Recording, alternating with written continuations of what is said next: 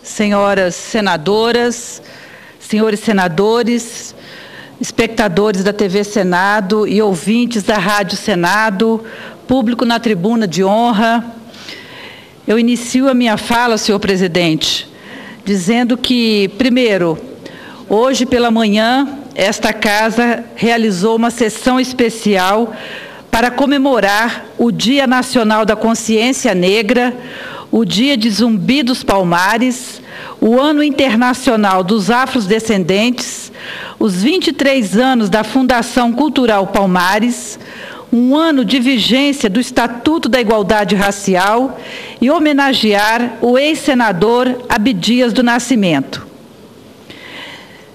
Em 20 de novembro de 1695, as forças do escravagismo conseguiram assassinar Zumbi, encerrando quase um século de resistência do Quilombo dos Palmares.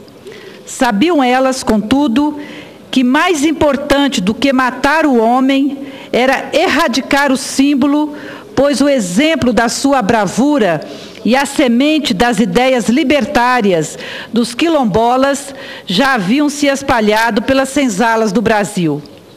Assim, com esse intuito de erradicar definitivamente o símbolo de luta pela liberdade encarnado por Zumbi, decidiu o então governador de Pernambuco, Caetano de Melo e Castro, adotar uma providência absurda. Determinou que a cabeça do herói fosse colocada em um poste no lugar mais público da cidade para atemorizar os negros que julgavam ser Zumbi imortal. Hoje, decorridos 316 anos do martírio desse ícone da resistência negra, podemos afirmar que aquela autoridade colonial falhou em seu propósito. Zumbi vive. Aquele que foi o poderoso governador de Pernambuco não passa de uma referência desbotada nos livros de história. Já o negro rei, o grande lutador da liberdade, permanece muito vivo, como a principal referência no combate ainda inconcluso por um Brasil em que todos sejam efetivamente iguais. Zumbi é o exemplo no qual se espelham milhões de jovens brasileiros, principalmente os negros, na batalha cotidiana pela afirmação de seus direitos. A conquista da liberdade formal pelos escravos em 1888 nem de longe representou a verdadeira emancipação. A chaga representada pela escravidão na história deste país projeta seu legado de iniquidades até os dias de hoje, expressando-se na cruel discriminação que é não apenas percebida no dia a dia de nossas relações sociais, igualmente identificadas de modo lastimável nas estatísticas. Decorridos mais de 3 séculos da morte de Zumbi, dados levantados pelo Ministério da Justiça no mapa da violência de 2011 demonstram que a desigualdade racial ainda caracteriza a sociedade brasileira. A morte de pessoas brancas por homicídio entre 2002 e 2008 caiu 23%.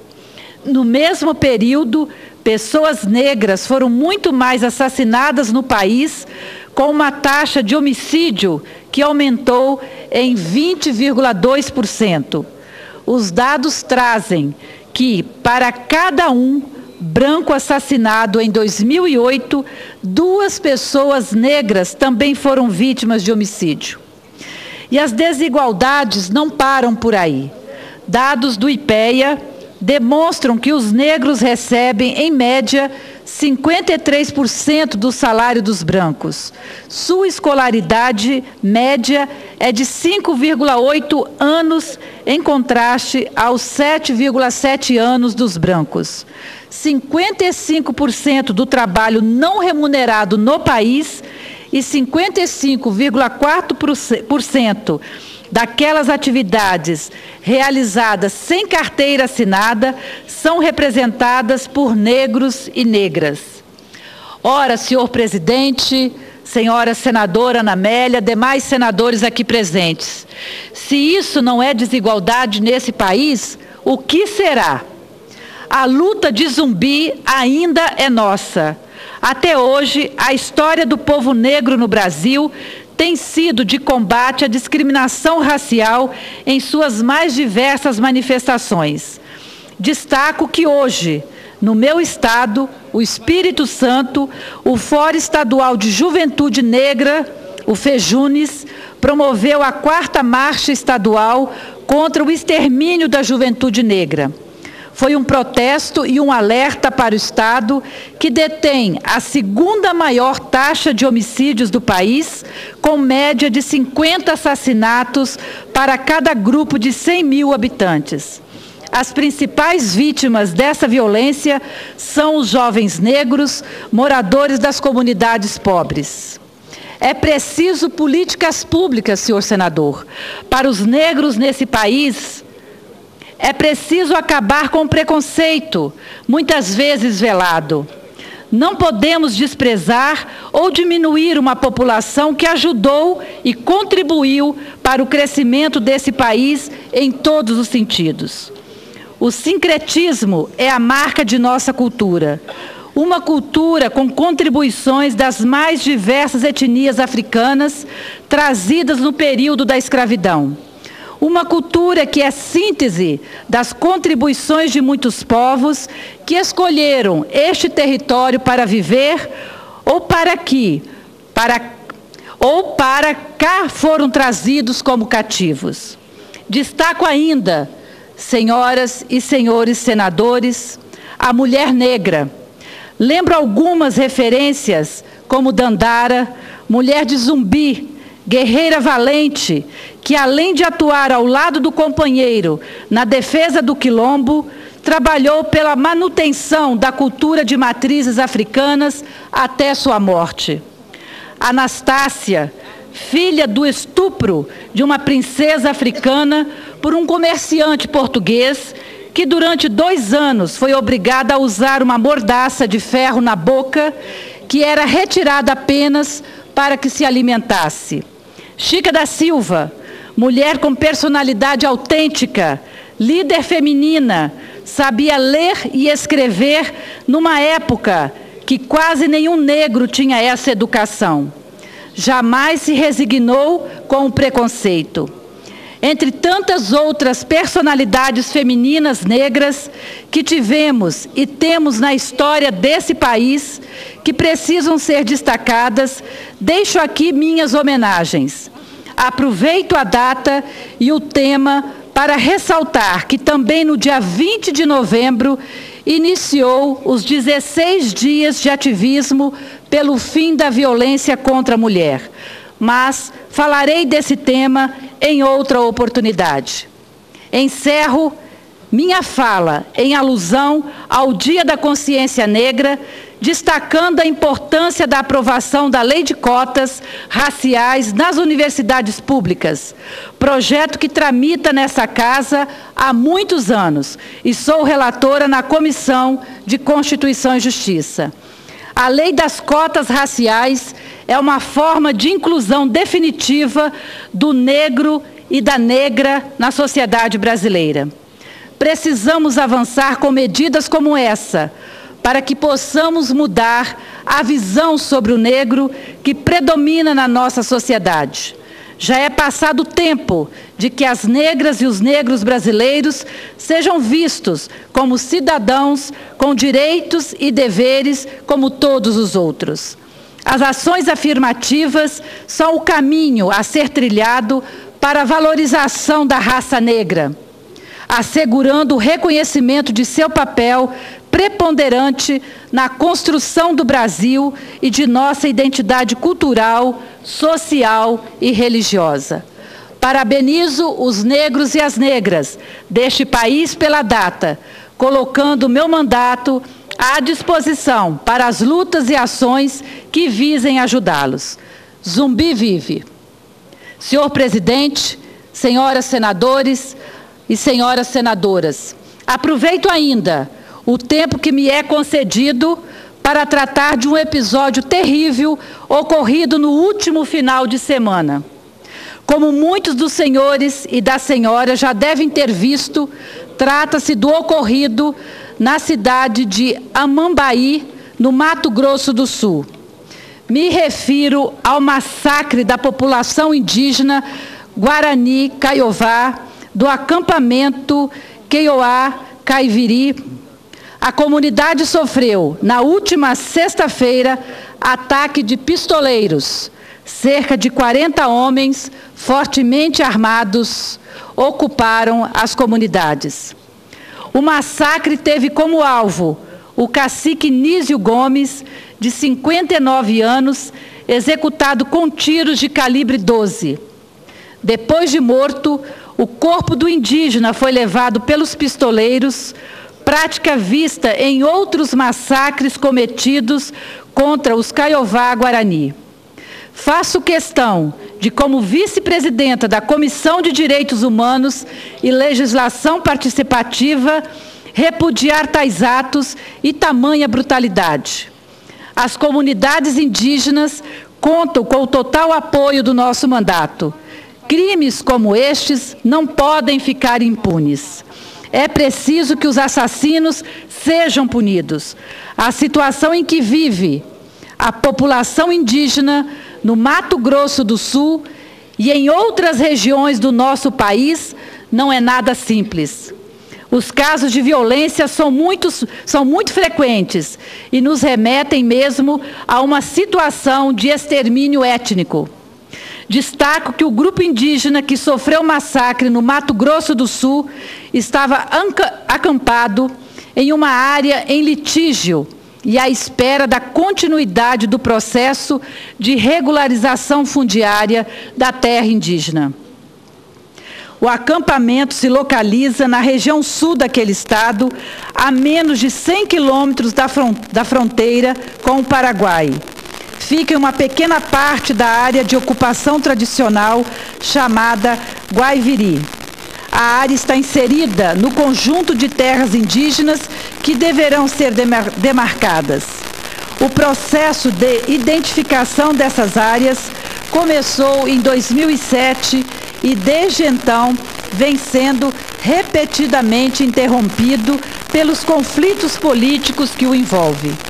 Enquanto isso, repetidos atos de assassinatos contra grupos indígenas que aguardam pela identificação e demarcação dessas áreas vem ocorrendo.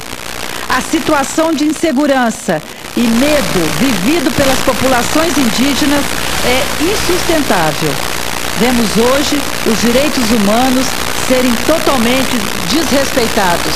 Senador Paim, que agora preside essa sessão, é um desafio para nós da Comissão de Direitos Humanos tratar dessa questão e repudiar estes atos que aconteceram em Mato Grosso do Sul. As pessoas que praticam tais crimes conhecem as leis, sabem de direitos, sabem como deve ser feita a demarcação da terra indígena. Sabem que isso é feito na justiça. Elas fazem isto porque se consideram acima da lei. Exatamente por isso, precisam ser punidas e pagar pelos seus atos. Eu quero aqui aproveitar essa oportunidade para informar a todos os senadores, senador Eduardo Suplicy, me parece que já teve a oportunidade de fazer uma visita a essas comunidades. Eu quero aqui informar que na próxima sexta-feira haverá no estado de Mato Grosso do Sul um ato com a participação de diversas entidades da sociedade civil, parlamentares, a CNBB, entre outros, em defesa da demarcação das terras indígenas e em repúdio à violência praticada contra estas comunidades indígenas localizadas em Mato Grosso do Sul.